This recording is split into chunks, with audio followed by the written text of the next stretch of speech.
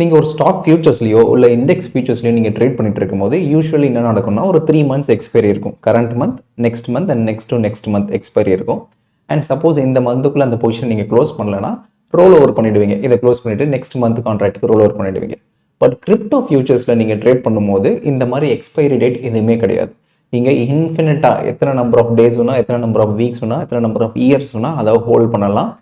There is no expiry date. But அதுக்கு பதிலாக funding ரேட்டுன்னு ஒன்று சொல்லுவாங்க. ஸோ எவ்வளோ லாங்கர் நீங்கள் ஹோல்ட் பண்ணுறீங்களோ அந்த அளவுக்கு நீங்கள் ஃபண்டிங் ரேட் சார்ஜ் பண்ணுவாங்க. அந்த ஃபண்டிங் ரேட்டை நீங்கள் அதர் தென் ப்ரோக்கரேஜ் இல்லாமல் இந்த ஃபண்டிங் ரேட்டை நீங்கள் கொடுக்குற மாதிரி இருக்கும். ஸோ இந்த ஃபண்டிங் ரேட்னா என்ன? இந்த ஃபண்டிங் ரேட்டை வச்சு நம்ம ஓவரால் ட்ரெண்ட், ஓவரால் குளோபலாகவே ஓவரால் ட்ரெண்ட் எப்படி இருக்குது, புல்லிஷாக இருக்கா இல்லை பேரிஷாக இருக்கா ஃபார் எனி ஸ்பெசிஃபிக் காயின்ஸ் அப்படின்றத தெரிஞ்சுக்கிட்டு நம்ம ட்ரேட் பண்ணும்போது much easier to find the direction. So இந்த வீடியோவில் ஃபண்டிங் ரேட்னா என்ன, அந்த ஃபண்டிங் ரேட்டை வச்சு நம்ம எப்படி ட்ரேட் பண்ணலாம் அப்படின்றது தான் பார்க்க போகிறோம். So once delta exchange account நீங்கள் உள்ள லாகின் பண்ணோடனே this is what you will see. அது என்னென்ன காயின்ஸ் இருக்குது, அதோட டிஸ்கிரிப்ஷன் என்ன, லாஸ்ட் ப்ரைஸ் என்ன, லாஸ்ட் 24 ஹவர்ஸில் எதெல்லாம் அப் ட்ரெண்டில் இருக்குது, டவுன் ட்ரெண்டில் இருக்குது, volume, open interest, and last 24 ஹவர்ஸோட high price and low price, and லாஸ்ட்டாக பார்த்தீங்கன்னா ஃபண்டிங் ரேட் அப்படின்னு ஒன்று இருக்கும். இந்த ஃபண்டிங் ரேட் வந்து நிறைய பேர் பெருசாக ஃபோக்கஸ் பண்ண மாட்டாங்க, ஏன்னா அது மோஸ்ட் ஆஃப் த டைம் கான்ஸ்டண்ட்டாக இருக்கும். பட் இந்த ஃபண்டிங் ரேட் ஒவ்வொரு காயினுக்கும் மாறும். சில காயின்ஸுக்கு வந்து ஸ்டாக்னட்டாக 0.01% இருக்கும். சில காயின்கெலாம் பார்த்தீங்கன்னா -1.4% இருக்கு இல்லையா? ஸோ அந்த மாதிரி மாறிட்டே இருக்கும். ஸோ இந்த funding rate first of all என்னன்றதை பார்ப்போம். ஸோ ஃபார் அன் எக்ஸாம்பிள் நம்ம நிஃப்டி எடுத்துக்கும். ஸோ இப்போ நிஃப்டி பார்த்தீங்கன்னா கரண்ட்டாக நிஃப்டியோட ஸ்பாட் 22,071. இதுதான் நிஃப்டியோட ஸ்பாட் ப்ரைஸ்.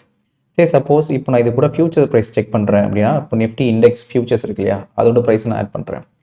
அதோட ப்ரைஸ் ஆட் பண்ணிங்கன்னா உங்களுக்கு தெரியுது ஸ்பாட் வந்து 20, இந்த ப்ளூ கலர் ஸ்பாட்டுக்கு இங்கே இருக்க ரெட் கலர் வந்து ஃபியூச்சர். ஸ்பாட்டை விட future most of the times அதிகமாக தான் ட்ரேட் ஆகுது. ஏன்னா சம்டைம்ஸ் உங்களுக்கு பார்த்தாலே தெரியும், ஸ்பாட்டை விட ஃபியூச்சர்ஸ் அதிகமாக இருந்தால் ஓகே, கரண்ட்டாக ஃபியூச்சர்ஸ் வந்து ப்ரீமியமில் ட்ரேட் ஆகிட்டு இருக்கு அப்படின்னு சொல்லுவோம்.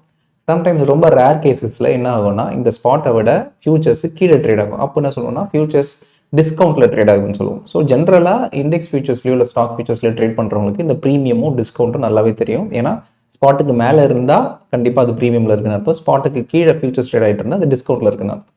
இதே மெக்கானிசம் தான் ஃபண்டிங் ரேட்டுக்கும் அப்ளிகபிள் ஆகும். ஸோ இந்த ஃபண்டிங் ரேட் வந்து எவ்ரி 8 hours ஒன்ஸ் கேல்குலேட் பண்ணுவாங்க. ஸோ நீங்கள் ஜென்ரலாகவே எனி ஸ்பெசிஃபிக் ஃபியூச்சர்ஸ் நீங்கள் ஓப்பன் பண்ணாலே இந்த டாப்பில் பார்த்தீங்கன்னா ஃபண்டிங் இருக்கு.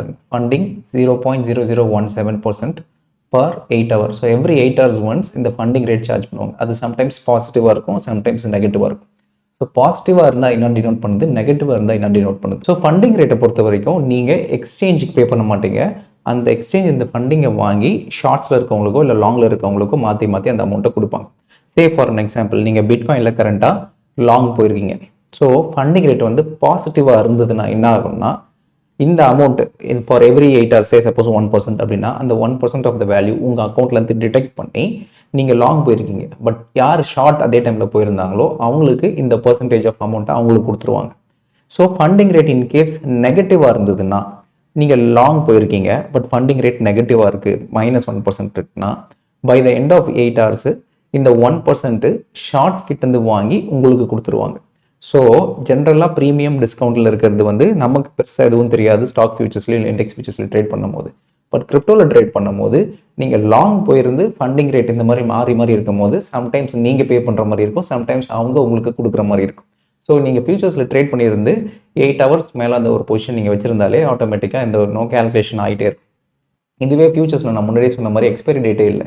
சப்போஸ் நீங்கள் வந்து ஒரு 6 months வச்சுருக்கீங்க, 7 months வச்சுருக்கீங்க, இந்த மாதிரி லாங்கர் பீரியட்லாம் ஹோல்ட் பண்ணுறீங்கன்னா இந்த ஃபண்டிங் ரேட் சின்னதாக தான் இருக்கும், 0.01% அந்த மாதிரி தான் இருக்கும். பட் அது அக்யூமுலேட் ஆகிட்டே இருக்கும் எவ்ரி 8 hours அக்யூமுலேட் ஆகிட்டே இருக்கும். ஸோ அதனால் லாங்கராக நீங்கள் ஹோல்ட் பண்ணும்போது இதுவே ஒன் ஆஃப் த அடிஷ்னல் சார்ஜஸாகவும் நீங்கள் பே பண்ணுற மாதிரி இருக்கும். ஃபார் அன் எக்ஸாம்பிள் இப்போ பிட்காயின் எடுத்துப்போம். ஸோ பிட்காயினோட ஃபண்டிங் ரேட் பார்த்தீங்கன்னா 0.0017% for 8 hours.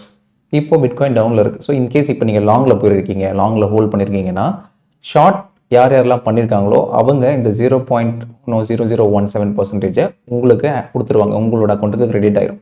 So for an example ஒரு 100 லாட்டில் நீங்கள் இதை ட்ரேட் பண்ணுறீங்கன்னா இந்த ஃபண்டிங் ரேட் என்னவா இருக்கும் அப்படின்றத ஒரு ஓவரால் கேல்குலேஷன் பண்ணும். ஸோ இந்த ஃபண்டிங் ரேட் படி 0.0017% அதான் ஃபண்டிங்.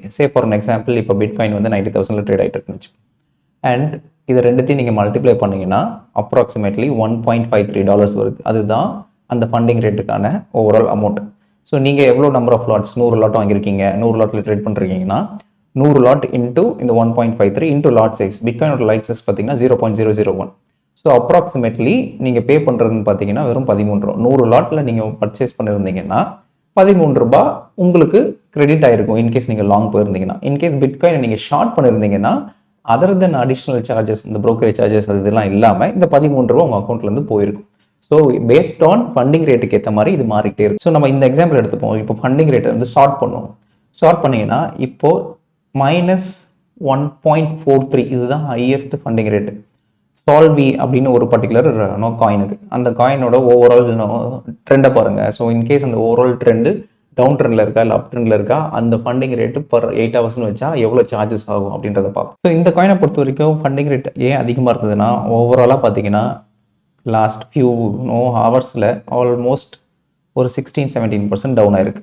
ஸோ யாரெல்லாம் இப்போ ஷார்ட்ஸ் பண்ணியிருக்காங்களோ இப்போ அவங்க -1.4% வந்து லாங்கில் போயிருக்கவங்களுக்கு கொடுக்கணும். So which is much higher. இதுக்கு முன்னாடி நம்ம பிட்காயினில் பார்த்தோம்னா 0.0017%. பட் இப்போது இந்த பர்டிகுலர் காயின் யாராவது ஷார்ட் பண்ணியிருந்தாங்கன்னா அவங்க லாங் வச்சிருக்கவங்களுக்கு ஆல்மோஸ்ட் 1.43% பர் 8 ஹவர்ஸ் கொடுக்கணுன்றது மச் ஹையர். ஸோ அதனால என்ன ஆகும், ஷார்ட் ஸ்குவீஸ் ஆகும். ஷார்ட் ஸ்குவீஸ் ஆகும்போது ஐயோ இதுக்கப்புறம் இந்த ஷார்ட் பொசிஷனை வச்சிருந்தா ஃபண்டிங் ரேட்டுக்கே அதிகமாக போயிடும், சார்ஜஸுக்கே அதிகமாக போயிடும், அதனால நான் க்ளோஸ் பண்ணுறேன் அப்படின்னு க்ளோஸ் பண்ண ஆரம்பிச்சிருவாங்க. பட் அப்படி க்ளோஸ் பண்ணுறதுனால தான் இந்த மூவ்மெண்ட் நடக்குது. இந்த மூவ்மெண்ட் பார்த்தீங்கன்னா இப்போ இங்கேருந்து ஆல்மோஸ்ட் ஒரு 9% கிட்ட மூவ்மெண்ட் ஆயிருக்கு within short span of time. ஏன்னா இதுதான் ஷார்ட் ஸ்குவீஸ் ஆகுது. ஷார்ட்ஸ் ஹோல்ட் பண்ணுறாங்க, அவங்களுக்கான ஃபண்டிங் ரேட் வந்து அதிகமாகிட்டே போகுது. நீ ஹோல்ட் பண்ண அதிகமாக கொடுக்கணுன்றாங்க. அதனால் என்ன பண்ணுறாங்க, இல்லை நான் ஆல்ரெடி ப்ராஃபிட்டில் இருக்கேன், நான் க்ளோஸ் பண்ணிடுறேன் அப்படின்னு எல்லா ஷார்ட்ஸும் க்ளோஸ் பண்ணும்போது ஷார்ட் ஸ்குவீஸ் ஆகி அது பையிங் ட்ரெண்டாக மாறுது.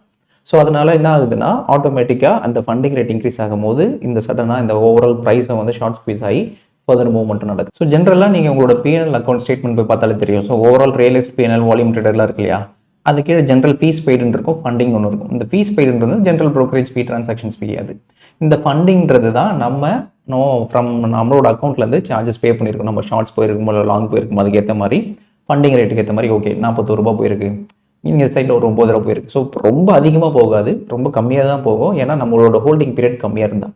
பட் இதுவே நான் வந்து ஒரு 6 மாதம் 8 மாதம்லாம் வச்சுருந்தேன்னா அப்போ கண்டிப்பாக ஃபண்டிங் ரேட் அதிகமாக இருக்கும். ஸோ லாங் டேர்மில் நீங்கள் ஃபியூச்சர்ஸில் ஹோல்ட் பண்ணால் இதுதான் ஒரு பெரிய நெகட்டிவ். பட் நீங்கள் ஷார்ட் டேர்மில் ஃபியூச்சர்ஸில் ட்ரேட் பண்ணுறீங்கன்னா இந்த ஃபண்டிங் ரேட்டை பற்றி பெருசாக ஒரி பண்ணிக்கவே தேவையில்லை. ஏன்னா அதோட சார்ஜஸ் ரொம்ப கம்மி, லைக் 10 ரூபா 5 ரூபா 6 ரூபா அந்த மாதிரி தான் இருக்குமே தவிர பெருசாக இருக்கவே இருக்காது.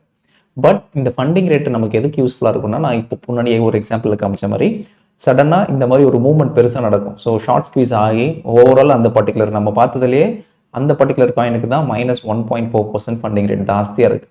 ஸோ என்னடா இது ஜாஸ்தியாக இருக்குது, நீங்கள் ஓப்பன் பண்ணி பார்த்தாலே உங்களுக்கு புரிஞ்சிடும். ஏன்னா ஷார்ட் ஸ்குவீஸ் ஆகுது.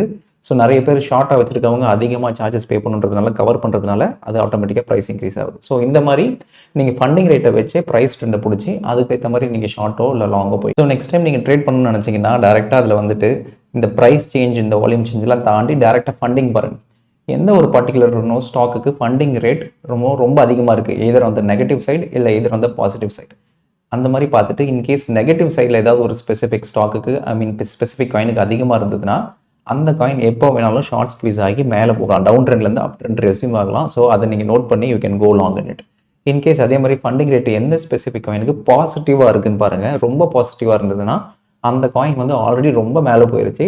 ஸோ எப்போ வேணாலும் நம்ம லாங் போனவங்க அதை க்ளோஸ் பண்ணுறதுக்கு வாய்ப்பு இருக்குது. ஸோ அந்த டைமில் ரிவர்சல் எப்போ ஆகுதுன்னு பார்த்துட்டு நீங்கள் அது உள்ளே போனீங்கன்னா ஈஸியாக ஷார்ட் பண்ணிவிட்டு you can make money out of. So இதுதான் importance of funding rate. So இந்த ஃபண்டிங் ரேட்ன்றது வந்து ஸ்பெசிஃபிக் டு கிரிப்டோ. ஸோ நம்ம ஜென்ரலாக நம்ம ஸ்டாக் மார்க்கெட்டில் ட்ரேட் பண்ணுற மாதிரி ஒரு ப்ரைஸ் பேஸ்ட் அப்ரோச் இல்லாமல் இந்த மாதிரி ஒரு டிஃப்ரெண்ட் பேஸ்ட் அப்ரோச்சில் போடும்போது ஈஸியாக நம்ம ரிவர்சல்ஸ் ஐடென்டிஃபை பண்ணி ட்ரேட் பண்ணலாம். So this is what I want to convey. இதில் ஏதாவது டவுட்ஸ் இந்த கமெண்ட்ஸில் மென்ஷன் பண்ணுங்கள். I will address it. I'll see you guys next week with other video. Bye.